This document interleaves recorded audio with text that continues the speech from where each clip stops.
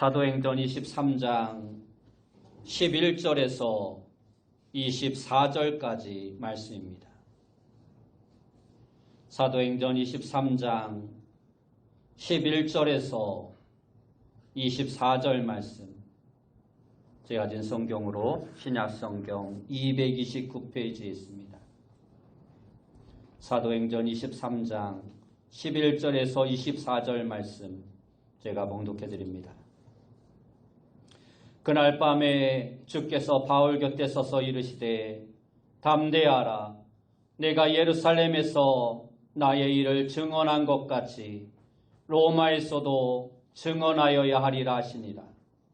날이 새매 유대인들이 당을 지어 맹세하되 바울을 죽이기 전에는 먹지도 아니하고 마시지도 아니하겠다 하고 이같이 동맹한 자가 40여 명이더라. 대제사장들과 장로들에게 가서 말하되 우리가 바울을 죽이기 전에는 아무것도 먹지 않기로 굳게 맹세하였으니 이제 너희는 그의 사실을 더 자세히 물어보려는 척하면서 공회와 함께 천부장에게 청하여 바울을 너희에게로 데리고 내려오게 하라. 우리는 그가 가까이 오기 전에 죽이기로 준비하였노라 하더니 바울의 생질이 그들이 매복하여 있다함을 듣고 와서 영내에 들어가 바울에게 알린지라. 바울이 한 백부장을 청하여 이르되 이 청년을 백부장에게로 인도하라. 그에게 무슨 할 말이 있다 하니 천부장에게로 데리고 가서 이르되 죄수 바울이 나를 불러 이 청년이 당신께 할 말이 있다 하여 데리고 가기를 청하더이다 하매 천부장이 그의 손을 잡고 물러가서 조용히 묻되 내게 할 말이 무엇이냐. 대답하되 유대인들이 공모하기를 그들이 바울에 대하여 더 자세한 것을 묻기 위함이라 하고 내일 그를 데리고 공회로 내려오기를 당신께 청하자 하였으니 당신은 그들의 청함을 따르지 마옵소서. 그들 중에서 바울을 죽이기 전에는 먹지도 않고 마시지도 않기로 맹세한 자 40여 명이 그를 죽이려고 숨어서 지금 다 준비하고 당신의 허락만 기다리나이다 하니 이에 천부장이 청년을 보내며 경계하되 이 일을 내게 알렸다고 아무에게도 이르지 말하고 백부장 둘을 불러 이르되 밤 제3시에 가이사랴까지 갈 보병 200명과 기병 70명과 창병 200명을 준비하라 하고 또 바울을 태워 총독 벨리스에게로 무사히 보내기 위하여 짐승을 준비하라 명하며. 아멘. 우리 옆에 분들과 인사합시다. 만나서 반갑습니다. 다시 한번 인사합시다. 오늘도 큰 은혜 받읍시다. 오늘 우리가 읽은 말씀을 통해서 하나님의 인도와 보호, 하나님의 인도와 보호라는 제목으로 함께 은혜의 말씀을 나누길 원합니다. 우리 그리스도인들은 어떤 면에서는 특권층에 해당합니다. 세상의 특권층은 아니지만 하나님 나라의 특권층이라 할 수 있습니다. 모든 그리스도인들은 하나님 나라의 상속자들이기 때문에 여러 가지 특권을 가지고 있습니다. 그렇다면 하나님 나라의 백성들, 하나님의 자녀들로서 누리는 특권들에는 어떠한 것들이 있을까요? 이미 구원받은 백성들로서 죽은 후에 천국과 영생을 선물로 받는 것이 바로 하나님의 백성들의 특권이라 할 수 있습니다. 다시 말해서 우리 그리스도인들은 예수 그리스도와 함께 영원한 하나님 나라를 상속받는 자들이 되었다라는 것입니다. 그런데 하나님의 자녀들의 특권은 이처럼 죽은 후에 천국에 가는 것 외에 현재적인 축복과 특권들도 있다라는 것을 우리는 알아야 합니다. 그 중에 하나가 바로 기도 응답입니다. 그리스도인들은 하나님께 기도하여 응답을 받으며 사는 특권을 누리고 있습니다. 생각해보면 이처럼 우리가 기도하여 응답을 경험하며 사는 것은 엄청난 특권입니다. 이것은 마치 한도가 없이 마음껏 쓸 수 있는 카드를 지니고 있는 것과 같은 것입니다. 그리고 또 하나가 있는데 그것은 바로 하나님의 인도와 보호를 받는다라는 것입니다. 예를 들어 미국의 시민권자는 전 세계 어느 나라를 가더라도 미국 정부의 보호를 받습니다.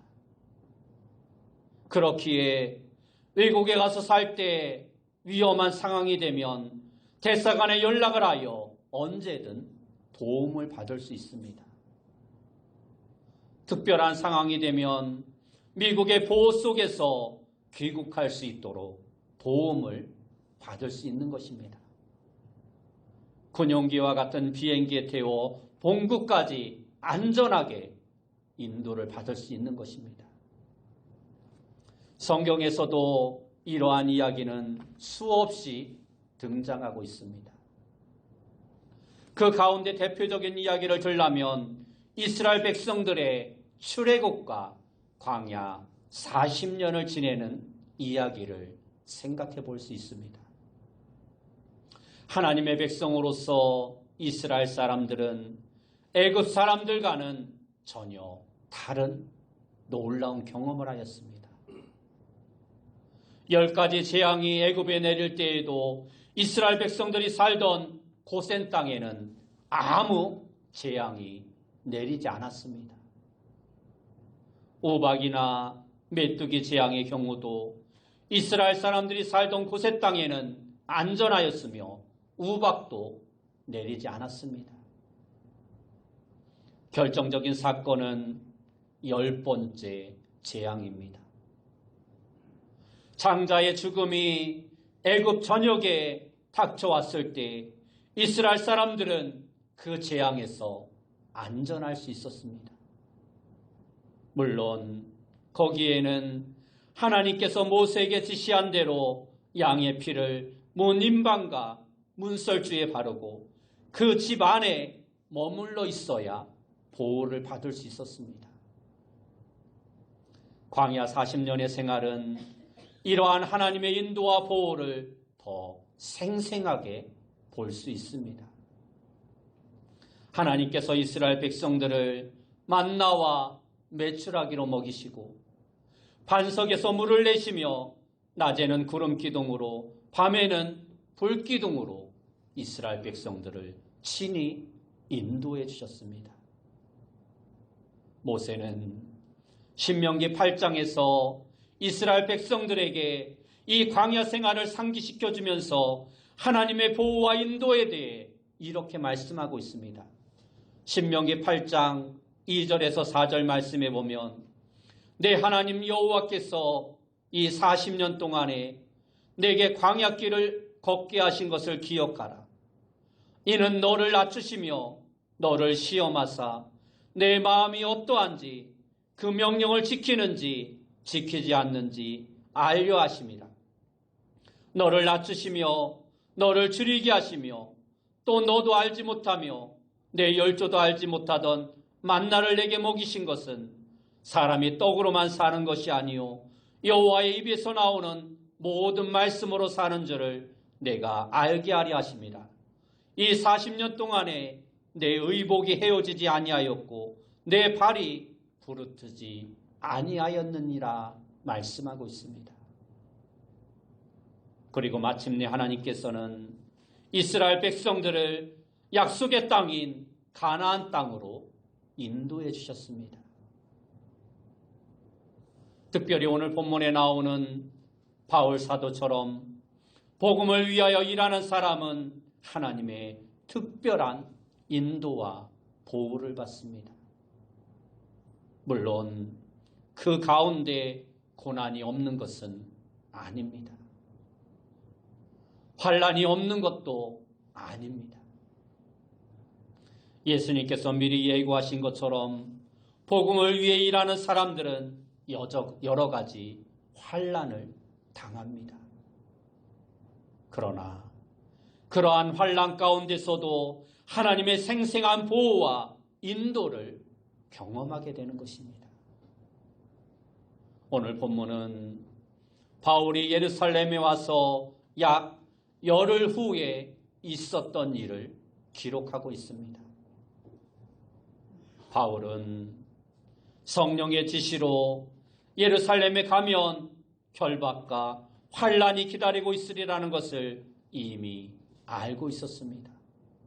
그러나 구체적으로 무슨 일이 일어날지는 알지 못하였습니다. 예루살렘 교회 지도자였던 야고보와 여러 장로들의 권면으로 유대인의 오해를 풀어주고 바울도 율법을 잘 지키고 있다는 것을 보여주기 위해 나실인 서약을 끝나는 네 사람의 결례 비용을 지불하며 함께 결례도 행합니다. 그러나 상황이 좋아지는 것이 아니라 오히려 더 나빠졌습니다. 바로 유대인들의 바울에 대한 편견과 오해가 풀린 것이 아니라 오히려 소동이 일어났으며 바울이 사람들에게 붙들려 죽임을 당할 위기에 처하게 된 것입니다. 그러나 다행히 당시 예루살렘의 치안을 담당하던 천부장 루시오의 도움으로 그 위험에서 벗어날 수 있었습니다. 그러한 상황 가운데서 바울의 복음 전도의 열정은 아무도 막을 수 없었습니다. 천부장의 도움으로 가까스로 위험에서 벗어난 바울은 군인들에게 들려져 증대에 오르는 과정에서도 다시 한번 복음 전도를 시도하고 있습니다. 천부장에게 부탁하여 모인 유대인들에게 변명할 기회를 달라 하며 그 기회를 복음 전도의 기회로 삼은 것입니다. 이처럼 바울은 어떠한 상황에서도 예수 그리스도의 증인으로서의 사명을 다하기 위해 충성을 다하였습니다. 자신의 안전을 신경 써야 할 위급한 상황에서도 사람들에게 복음을 전하기 위해 힘썼던 것입니다. 바울의 전도는 결과적으로는 성공한 것이 아니었습니다. 아니, 오히려 실패하였습니다. 전도의 열매가 눈에 보이는 것이 아니었습니다. 오히려 유대인들에게 더욱더 큰 반감만 가져올 뿐이었습니다. 바울의 설교를 듣던 유대인들이 어떻게 말합니까? 22장 22절과 23절 말씀에 보면 이 말하는 것까지 그들이 듣다가 소리질러 이르되 이러한 자는 세상에서 없애버리자 살려둘 자가 아니라 하며 떠들며 옷을 벗어 던지고 뒷글을 공중에 날리니 하고 말씀하고 있습니다. 그렇게 자신의 생명의 위험까지 무릅쓰고 복음을 증거하였으나 결과는 더욱더 나빠졌던 것입니다. 이튿날 천부장의 권한으로 약식 재판이 열립니다. 이 재판은 정식 재판이 아니었습니다. 로마 군대의 천부장으로 치안 책임자로서 도대체 왜 유대인들이 바울이라는 사람에 대하여 이처럼 붕괴하는지 알고자 했던 것입니다. 그런데 재판이 제대로 이루어질 수 없었습니다.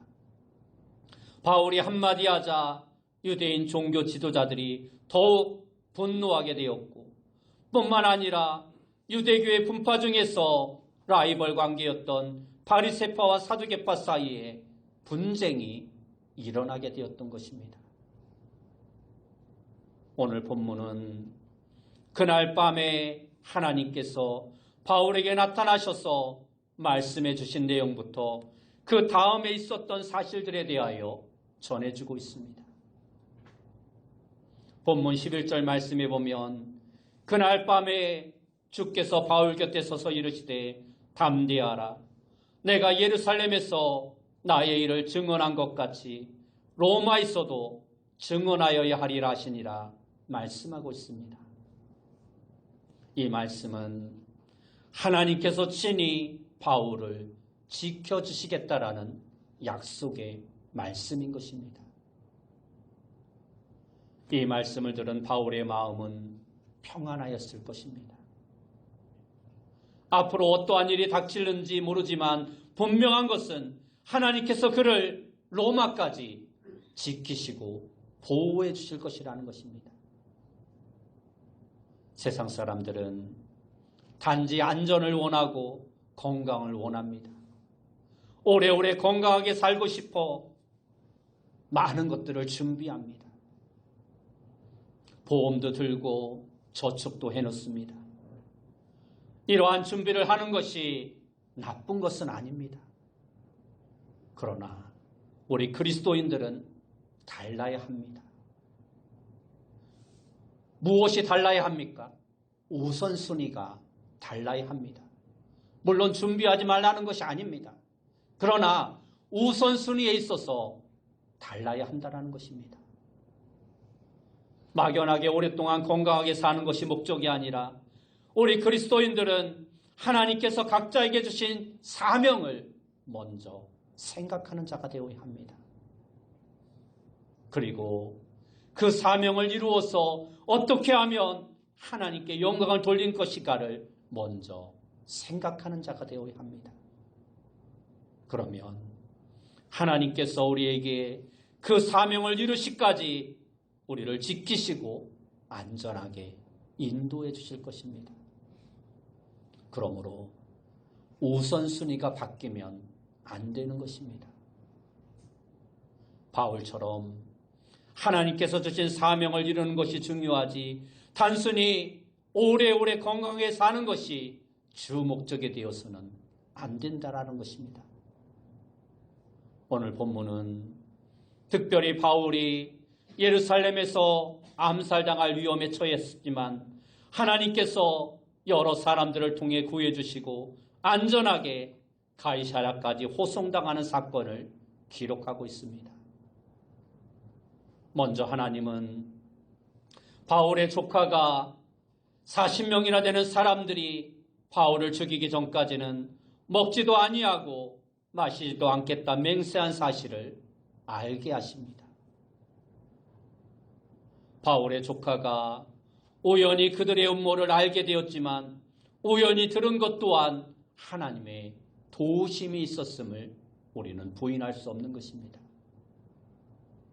그들은 대제사장과 장로들에게 가서 공회와 함께 천부장에게 가서 이야기해서 바울을 데리고 내려오려 하였습니다. 그러면 중간에 매복하였다가 바울을 죽이겠다라는 계획이었던 것입니다.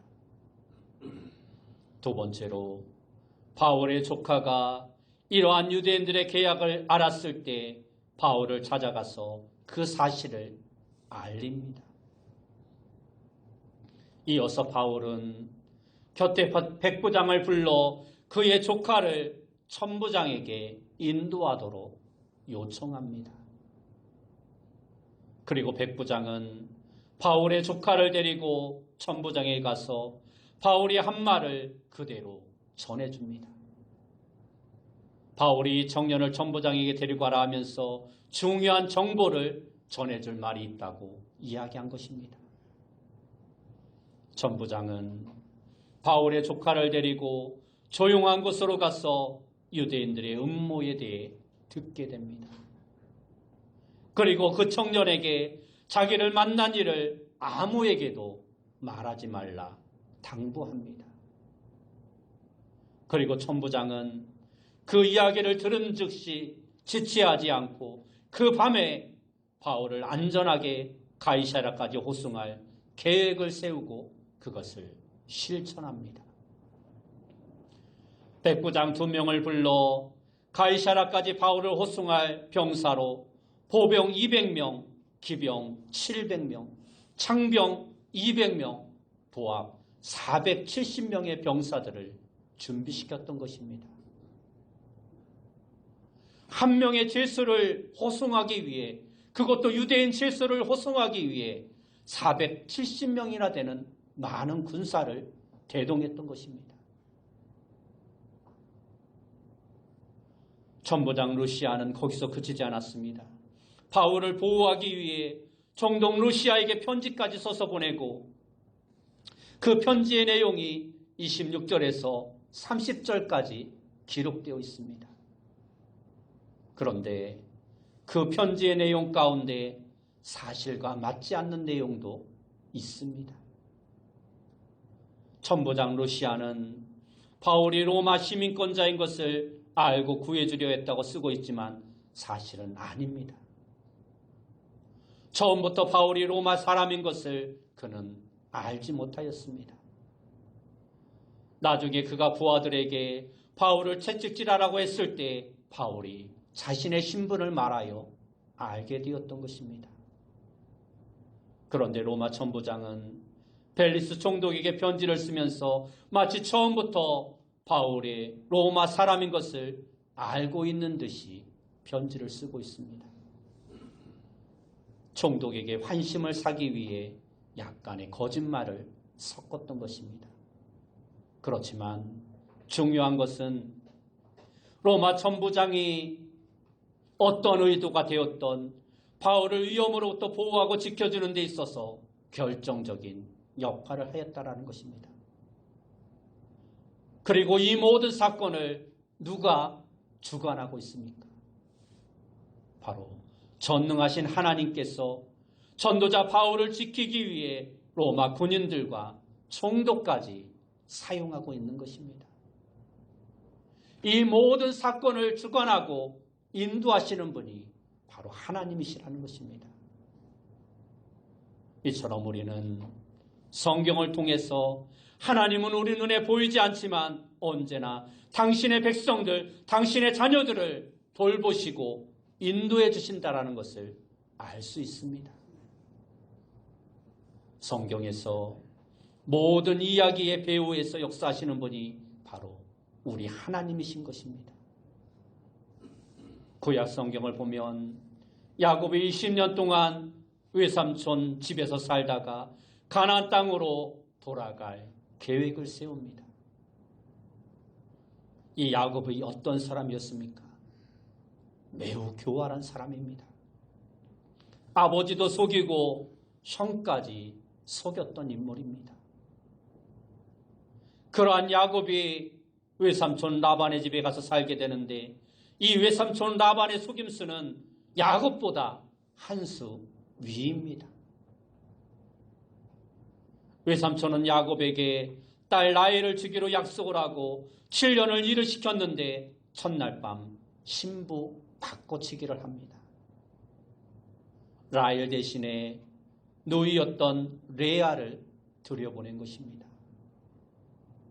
그렇지만 하나님께서 야곱에게 은혜를 주셔서 20년 동안의 세월 동안 큰 가족을 이루게 하시고 많은 재산까지 얻게 하셨습니다. 그 야곱은 외삼촌의 욕심을 알기 때문에 밤에 몰래 도망칠 계획을 세웁니다. 그런데 라반이 이것을 알고 군사를 이끌고 야곱을 추격합니다. 조카이면서도 사위인 야곱을 해하려는 의도를 가지고 있었던 것입니다. 야곱과 라반의 분쟁과 싸움은 서로에게 전혀 도움이 되지 않습니다. 싸워서 누가 이기든 모양이 좋지 않은 결과를 얻을 뿐입니다. 이러한 곤란한 상황 가운데서 누가 야곱을 지켜주십니까? 중요한 순간 하나님께서 친히 간섭하십니다. 라반의 꿈에 하나님께서 나타나셔서 야곱에게 어떠한 일도 행하지 말라 말씀해 주십니다. 창세기 31장 24절 말씀에 보면 밤에 하나님이 아람 사람 라반에게 현몽하여 이르시되 너는 삼가 야곱에게 선악간에 말하지 말라 하셨더라 말씀하고 있습니다. 또한 야곱은 형 에서를 만나러 올 때에도 큰 두려움 속에 있었습니다.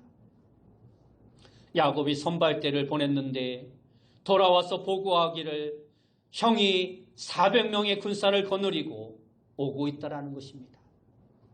왜 군사를 거느리고 오겠습니까? 싸워서 죽이겠다라는 것입니다. 야곱은 나름대로 많은 예물을 준비하고 대비했지만 너무 두려운 나머지 하나님께 기도하지 않을 수 없었던 것입니다. 그래서 야복 강가에서 밤새 천사와 씨름을 하면서 하나님께서 나를 축복해 주시지 않으면 보내드릴 수 없다고 매달립니다. 결국 하나님께서는 그 야곱을 축복해 주십니다. 그리고 이스라엘이라는 새 이름까지 허락해 주십니다. 그 후에 야곱이 형을 만났을 때 형의 마음은 이미 부드럽게 다 씻기고 말았습니다. 그래서 형과 아름다운 화해를 할 수 있었던 것입니다. 여러분, 야곱을 형 에서의 분노와 보복하려는 마음으로부터 누가 지켜주셨습니까? 바로 하나님이십니다. 이후에 야곱이 세겜 땅에서 살 때 야곱의 가정에 일어나지 않았으면 하는 큰 불행한 사건이 일어납니다. 야곱의 딸 디나가 세겜의 여자들을 보려고 나갔다가 그 성의 주장이었던 세겜에게 성폭행을 당하고 만 것입니다. 이 사건은 확대되어 야곱의 아들들, 특히 성격이 불같았던 시몬과 레위가 주동이 되어서 세겜 사람들을 다 속이고 모든 남자들을 할례를 받게 한 후에 다 죽이고 맙니다. 이 사건으로 말미암아 야곱은 더 이상 세겜 땅에서 살 수 없게 됩니다. 주변에 있는 가나안 사람들이 야곱의 가족들에게 보복할 것이 분명하였기 때문입니다. 그리하여 야곱은 하나님의 지시로 베델로 향하게 됩니다.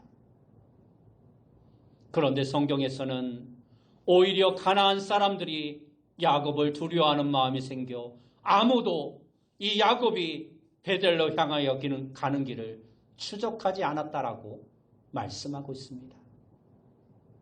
창세기 35장 5절 말씀에 보면 그들이 떠났으나 하나님이 그 사면 고을들로 크게 두려워하게 하였으므로 야곱의 아들들을 추격하는 자가 없었더라 말씀하고 있습니다.